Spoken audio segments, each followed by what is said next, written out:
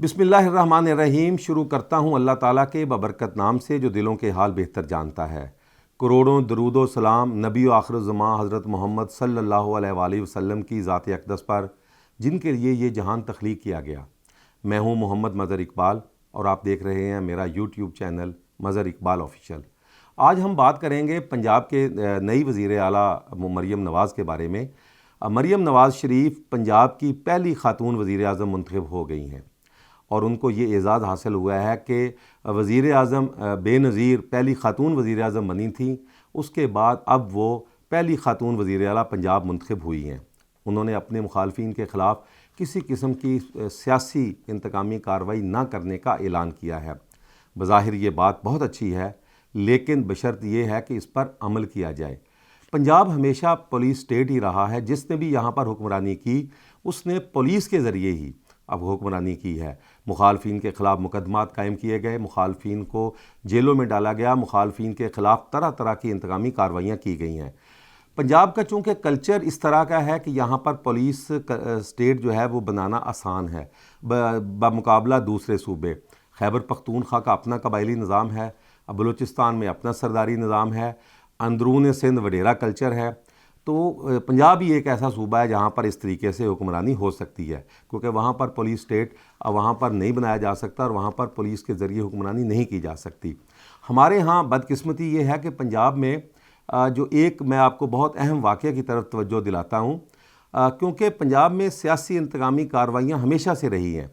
1985 से 88 की असम्बली में जंग से एक रुकने असम्बली थे रियाज़ हशमत जंजुआ।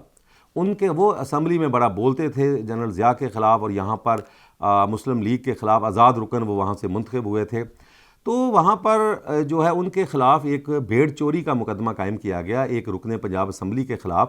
उन्होंने वो FIR आकर असम्बली में लहराई, और आज भी जब किसी को ताना देना दिया जाता है कि मुखालफिन के ख़िलाफ़ इंतकामी कार्रवाइयाँ हो रही हैं तो भेड़ चोरी के मुकदमा का ज़रूर ज़िक्र होता है। फैसलाबाद जंग के दरमियान एक थाना मोची वाला है, वहाँ पर वो पुलिस ने जो FIR बनाई उसका मतन ये था कि जंग और फैसलाबाद के दरमियान मोची वाला थाना की हदूद में रात पुलिस गश्त कर रही थी कि अचानक एक शख्स जो पुलिस को देखकर उसने भागने की कोशिश की, उसका ताक़ुब किया गया, उसकी तलाशी ली गई, उसकी बगल से एक भेड़ बरामद हुई। जब उसका नाम पता पूछा गया तो उसका नाम रियाज़ हशमत था। ये FIR दर्ज हुई है। FIR वो लेके असम्बली में आए हैं, उन्होंने FIR लहराई है। फिर उसके बाद पंजाब में पुलिस कल्चर हमेशा से गालिब रहा है। हुक्मरानों ने हमेशा पुलिस के ज़रिए हुक्मरानी की है। अब हाल ही में जो हुकूमत आई थी निगरान, वो जाते जाते लाइसेंस फ़ीस इतना बढ़ा गई है, पुलिस के फ़ंड्स में इतना इजाफ़ा कर दिया गया है, क्योंकि वो भी पुलिस के ज़रिए उन्होंने भी 4 दिन अपने गुजारे हैं, हर काम किया है। अब मरियम नवाज़ के लिए एक चैलेंज है कि वो पुलिस कल्चर को कैसे ख़त्म करती हैं। सियासी मुखालफिन के ख़िलाफ़, बल्कि मुखालफिन के ख़िलाफ़ किसी किस्म की इंतकामी कार्रवाई ना कराने का पुलिस उन्हें कैसे यकीन दिलाती है, ये तो वक्त आने वाला बताएगा। अब हम बात करते हैं कि पुलिस को रोकना बहुत ज़रूरी है। पुलिस का खौफ, थानों का खौफ अवाम के जहनों से निकालना बहुत ज़रूरी है।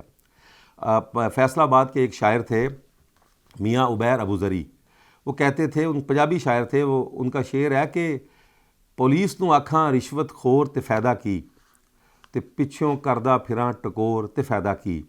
अहमद नदीम कासमी जो एक बड़े मारूफ शायर हैं, नसर निगार रहे हैं, फ़ौत हो गए हैं। उनका एक शेर है कि माल चोरी का जो तकसीम किया चोरों ने, माल चोरी का जो तकसीम किया चोरों ने, निस्फ़ तो बट गया बस्ती के निगहबानों में।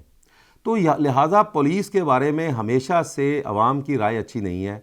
जो बाअसर आदमी है पुलिस में, पुलिस तशद्दुद आम है। थानों में इधर उधर जहाँ भी उसका बस चलता है लोगों को ज़लीलो ख़ार किया जाता है। नंबर 1 पुलिस का किबला दुरुस्त किया जाए। पुलिस में अहल अफसरान की भी कमी नहीं है, उनको लाया जाए, मेरिट पर तैनातियाँ की जाएँ, चेक एंड बैलेंस का निज़ाम होना चाहिए। पंजाब की आवाम को पहले तो पुलिस कल्चर से निजात दिलाई जाए, न सिर्फ सियासतदान बल्कि आवाम को भी। आवाम को आज भी थानों से इंसाफ नहीं मिलता। पैसे वाला आदमी मुखालफिन के ख़िलाफ़ जो मर्ज़ी करा ले हो जाता है। इसके बाद हम आगे बात करते हैं कि हुकूमत जो है, इसके बाद मरियम नवाज़ साहिबा की जो दूसरी तरजीह है वो ये हो तालीम। तालीमी इदारों का बुरा हाल है पंजाब में। सरकारी स्कूलों की ना तो बात चार दीवारी है, کہیں پر کمرے نہیں ہیں، کہیں پر جانور باندھے ہوئے ہیں، اس میں بہتری لانے کی ضرورت ہے۔ پرائمری ٹیچر کی تنخواہ معقول ہونی چاہیے کہ وہ فخر کے ساتھ اسکول جا کر پڑھائے، کیونکہ اس کو جو معاوضہ ملتا ہے وہ انتہائی شرمناک ہے۔ اب تو یونیورسٹی کے اساتذہ کی تنخواہ موٹر وے کے پولیس انسپیکٹر سے کم ہے۔ ایک نیا لیکچرر اگر بھرتی ہوتا ہے یونیورسٹی میں، اس کی تنخواہ موٹر وے پولیس کے ایک سب انسپیکٹر سے کم ہے۔ جس ملک میں یہ حال ہوگا وہاں تعلیم کی طرف کون آئے گا؟ تعلیمی اداروں میں جو سربراہ ہیں میرٹ پر تعینات کی جائیں، پرنسپل، وائس چانسلر۔ ریسرچ کا کام تعلیمی اداروں میں نہ ہونے کے برابر ہے۔ ہماری یونیورسٹیاں اس وقت صرف بے روزگاروں کو ڈگریاں دے رہی ہیں، ان میں سے کوئی ایسے بندے نہیں ہیں کہ وہ ہنر مند بنائیں اور تاکہ وہ اپنا روزگار کما سکیں۔ تعلیم culture, primary school, middle school, high school, colleges, ان میں انتہائی اصلاح کی ضرورت ہے۔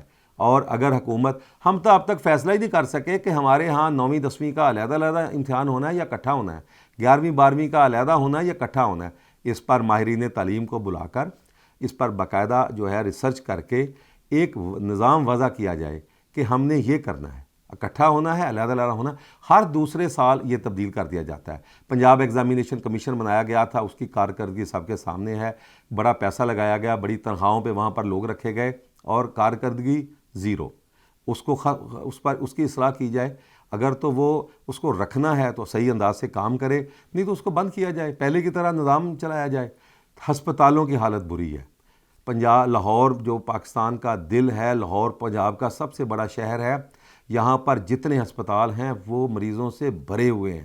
چھوٹے شہروں میں علاج کی سہولتیں نہیں ہیں، ہر بندہ یہاں پر آتا ہے۔ چھوٹے شہروں میں علاج کی سہولتیں دی جائیں، پھر اس کے بعد لاہور میں 1 یا 2 ہسپتال مزید بنانے کی ضرورت ہے، اور جو ہیں ان میں صورتحال بہتر بنائی جائے۔ وہاں پارکنگ مافیا کا راج ہے پورے پنجاب میں، ہر سڑک پر کوئی نہ کوئی اپنا وہ لگا کے بیٹھا ہوا ہے اور وہ پیسے لے رہا ہے، کوئی نہیں پتا کہ وہ کس کو جاتے ہیں، اصلی پارکنگ ہے یا جعلی پارکنگ ہے۔ نجم سیٹھی جب وزیر اعلیٰ تھے تو انہوں نے اپنے دور میں ہسپتالوں میں پارکنگ فیس ختم کر دی تھی۔ ان کا یہ کہنا تھا کہ ہسپتال خود انتظام کریں اور لوگوں کی گاڑیاں اور موٹر سائیکل وہاں ٹھہرانے کا انتظام کریں، اور انہوں نے اپنے بندے جو ان کے ملازمین تھے وہ یہ کام کرتے تھے۔ وہ چلے گئے، اس کے بعد شہباز شریف کا دور آیا، انہوں نے بھی آ کے اپنے کر دیے۔ نئی حکومت آئی ہے، انہوں نے بھی آ کے اپنا، تو اب وہاں پر ہسپتالوں میں غریب مریض کے لواحقین جاتے ہیں، وہ ہسپتال میں جتنے چکر لگائیں ان کو پرچی لینی پڑتی ہے، پھر اس کے بعد پرچی پہ جو لکھی ہوئی رقم ہے اس سے زیادہ ان کو ادا کرنے پڑتے ہیں۔ پھر اس کے بعد تعلیمی اداروں میں پارکنگ، پھر اس کے بعد سڑکوں پر ہر جگہ پھر جعلی پارکنگ، فرضی پارکنگ لوگوں نے بنائی ہوئی ہے، اور پھر کئی گنا زیادہ پرائیویٹ ہسپتالوں کی پارکنگ مافیا سے بھی عوام کو نجات دلانے کی اشد ضرورت ہے۔